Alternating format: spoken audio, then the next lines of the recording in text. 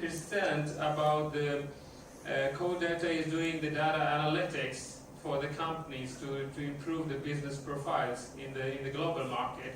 So with no further delay, we will invite Mr. Salman. Yeah, please give an answer.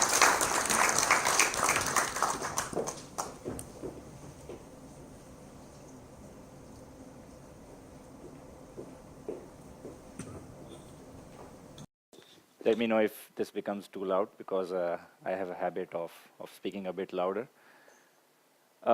Thank you, the Nordic Pakistan IT Summit organizers, for inviting us here. Thank you very much, Mr. Ambassador, and all of the participants that are here to listen to us, to speak about and to explore business opportunities jointly. I'd like to speak about the landscape that the Pakistani IT industry has right now.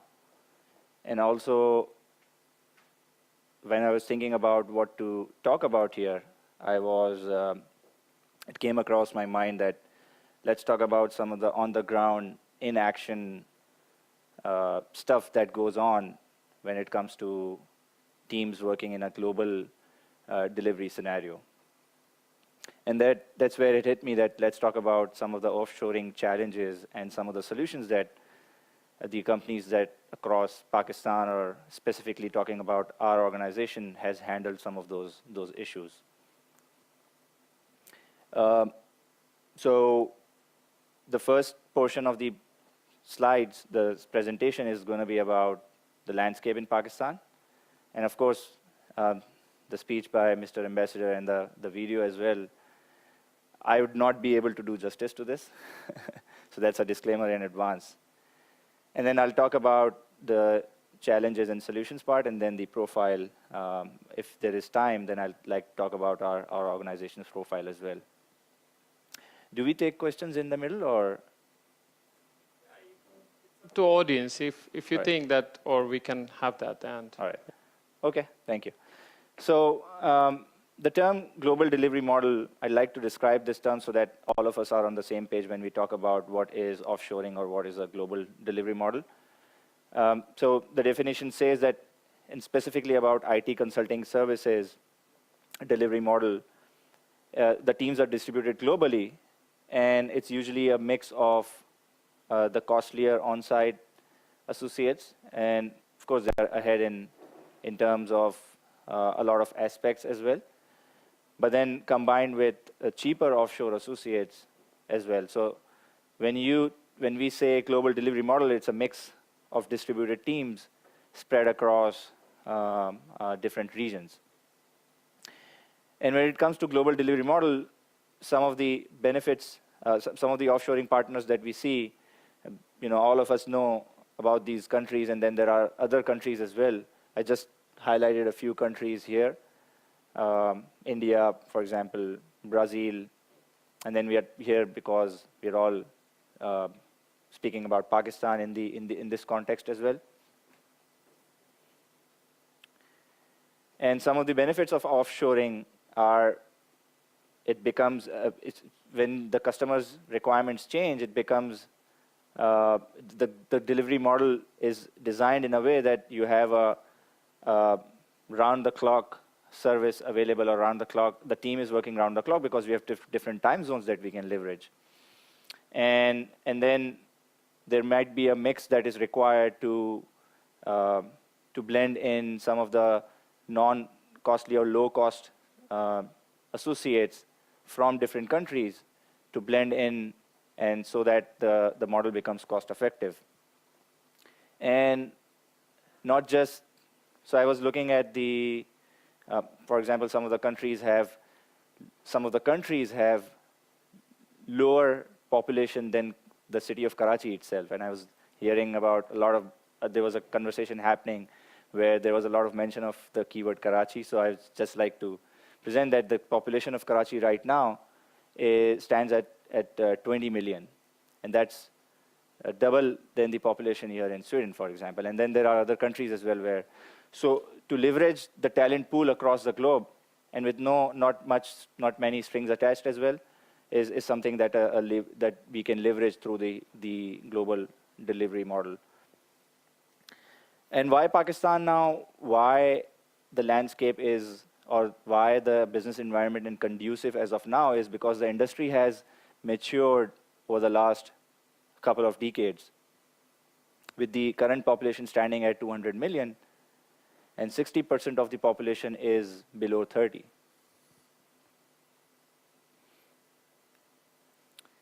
And I was speaking about this, and also the Mr. Ambassador also indicated that the exports of Pakistan have been rising over time. In 2017, it crossed $1 billion mark.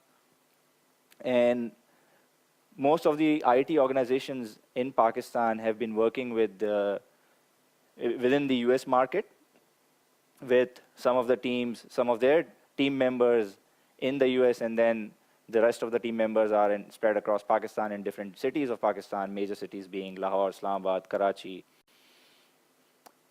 But now, recently, the focus has been shifting towards the EU markets as well. And we see, as compared to last year, the audience here that we have as well. Some of the unicorns that were founded or co-founded by Pakistanis, Kareem, it's a ride-sharing app and company that provides those services, just like Uber. Edible Arrangements, company that kind of arranges your fruits as just like flowers. Affinity is another product organization that provides services, AI-based solutions within the telco industry, and they've been working with giants across the world. Some of the analyst reviews or economist reviews, and some of the people that are indicating Pakistan, I'm not sure whether you can read this or not, but sorry about that. Probably will they get the slides? Will the audience get? All right, okay. So maybe, I just skim through this so that you guys can read this later as well. But it's good. So they're all projecting that Pakistan is a good landscape or a good region to invest in right now. And what do we cover within the IT industry? We cover pretty much everything, and you can see the flyers and all the highlights that we have here, that most of the organizations, we have full coverage of IT services that we represent. May it be gaming, software development, mobile app development, data analytics, BPO services, telemarketing services, all of that stuff is being presented by the Pakistani IT market right now, and we have a good resource pool that can cater to those needs. And the ecosystem itself is conducive right now, where entrepreneurs are sitting in the middle, and there are investors, educational institutions. There's a good workforce with smartphones era as well, a rising need, and also the rising consumption of the smartphones as well, the internet age, and corporations also interested in helping the universities with industry license as well. A good ecosystem has been developed for the last few years that's good for business in Pakistan. And the new government coming in, right? There's a lot of optimism that the new government has brought in. A lot of investment opportunities, housing schemes also, right? And this also brings a lot of political stability within the region, and ever-growing IT skills. And the Prime Minister himself, and this is what I'm really, really, really proud of, is that whenever he talks about education, and at the grassroots level. And not just at the grassroots level, but also building universities, big universities, top universities, and getting inspiration from across the globe, universities across the European regions, and also within the US region, where huge campuses, and then bringing those ideas in, learning from those ideas, and then having that stage set for the future generation. And while I move towards so these were some of the benefits of offshoring and why Pakistan is pretty conducive for business right now. I'd like to transition into some of the challenges that I spoke about earlier. And I was thinking about challenges, and there are definitely a lot of challenges out there when working with offshore, onshore delivery models. But we have found solutions through working with these challenges over the years. And I'm sure some of the IT companies here, that the guys who have flown in from Pakistan also have found their own solutions. So I've tried to consolidate all those challenges into top 4 challenges. There might be other challenges that would come across as we move along doing business together. But companies have found solutions towards those because through coaching and through training and through learning, through traveling, interaction with different people, how they solve those problems and learning from them. So we've tried to consolidate all those challenges and solutions into the next 4 slides. And somebody who wants to engage other team members outside of their own city or their office or their country in a different time zone, one of the topmost challenge that comes in the mind is how do you exercise teamwork within a distributed team scenario? And that might raise concerns such as gaps in business understanding. And then there are, when you're co-located, you're building a relationship as well. We're not just machines, right? We are humans, and we like to build relationships as we move along. And just a nice tap on the back and appreciation when you're doing a coffee break, for example. So things like those you miss in a distributed scenario. But then there are solutions to it, right? You introduce agile tooling, usage of agile tooling, where you use Skype, GoToMeeting, WebEx, all those toolings, and through training and coaching. And also, what we'd like to do is we follow a scoring system called Net Promoter Score. This is what we have implemented within our organization. And we take regular feedback from our customers so that we keep in check of the issues that rise because of the distributed team scenario. And we get a lot of feedback. We then try to improve based on that feedback. And also, through regular on-site visits, whenever required, this gap somehow is bridged through on-site interaction. And when you get to meet each other, then you just remember, oh, okay, this is the guy. I spoke with you 6 months ago when I never met you, and now this is the first time I'm meeting you. So that excitement that is generated through that interaction as well. So that is done through on-site visits. And just an example of how we have done this, we've solved this problem with a customer that we have in the Central Asian region. This is a giant oil and gas organization that we work with. And we provide data management services to our client there, is that they use Microsoft Teams as agile tooling to collaborate on a daily basis. And the time zone is the same, actually, with the Karachi and that organization that they are headquartered in. That city has the same time zone as Karachi. So that reduces a lot of communication gap as well. And they have rated us pretty high on the NPS score side as well, because our consultants are trained and coached in a way to meet their requirements and to bridge that gap.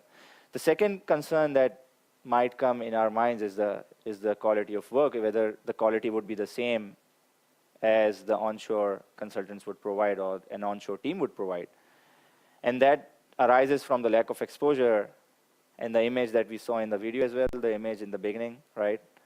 And then the second portion of the video is exactly this, that education and culture and a lot of innovation that is going on in Pakistan. And we counter this through experience across different engagements, across different geographies that we work in, and engaging relevant SMEs. So one example, we were working on a big data project back in 2014, And it was the first time that we were doing a big data implementation in a Japanese pharmaceutical company that had a regional office in the US. And we engaged an SME who was an ex-director of technology SME, who was an ex-director at MongoDB. So we brought him on as a consultant because our team did not have the experience on big data. So we countered that part through bringing in an SME, and then our team learned through that process working with him. And also, one area where we can counter this is introducing processes to tackle the lack of skill set in some of the areas by engaging stronger QA processes and teams.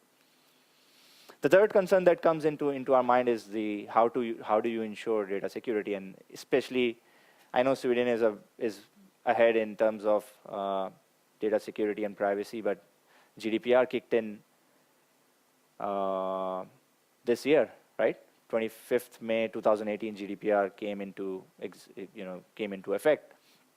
So how do you monitor? How do you control personnel that are not here in your vicinity and cross-border? And in your own office, you can take all sorts of security measures when it comes to in-premise security. Or how do you control that in an offshore scenario? So what we have done is we've introduced screening processes during hiring, we've tried to establish secure connectivity, and also using cloud as well, so that also Amazon has their own security policy that has been implemented. We also bring that into contracts, NDAs, and policies, and also there are certifications available within the industry that you can always acquire. So we are undergoing ISO 27001 security certification, as one customer demanded from us that this is our requirement, so we went ahead and started company-wide certification program. And we are in the gap analysis phase as we speak. And the last one is, how do you maintain business continuity? Because that's a big concern, right? When it comes to this region, there might be concerns about political stability, but we have cracked that nut as well. That does not, and then there are other factors as well. Those factors do not impact our business operations. For example, we have introduced work from home policy, and that empowers our individuals to work from home if something happens within the city or within the country. But that's something that was way back. Now I think there are very few instances that might occur as well. But this is a concern that might come into mind. But we have never, and we're a global organization, so we work with the US customers, European customers, and as well as Central Asian customers. So we've cracked that nut by empowering our individuals to work from wherever they are right now. And we also exchange calendars in the beginning of the year so that we know how the projects would get impacted, and bringing some of those holidays into the project plans as well. And then introduction of the project delivery and service managers. And with that, I'd like to transition into, I know I have just a couple of minutes to present our own organization. So I'll skip a few slides there and then go to the heart of what we do. And I think this is the most important slide there, so I'd like to spend a few seconds there, is why qordata exists. Is that we want to serve humanity through meaningful solutions, and we are a purpose-driven organization. We take all the steps based on our purpose. And our niche is we help companies get more out of data. So we do all sorts of data analytics and big data implementations, data warehousing, ETL implementations. And our experience ranges across the last 1 decade. We came into existence almost 10 years ago now. We've worked with customers across the globe, with customers, as I indicated earlier, customers across, so we have customers across Europe, in the US, and also in Canada. And we worked in different industries, life sciences, retail, energy. These are the industries that we actively work in right now, and naturally, more customers are from the life sciences industry. And this should be my last slide because I have just 1 second remaining. So this is what our customers, I've hidden names of the customers because we have not taken permission from them. And we don't want to be stuck in the GDPR scenario right now, right? So with that, do I have more time or am I done? We are just available maybe for one short question, but Mr. Salman will be here whole day, and then you have a chance to maybe tell more details about your customer details. Right. But maybe in the audience, if you have any short question, we have room for one question.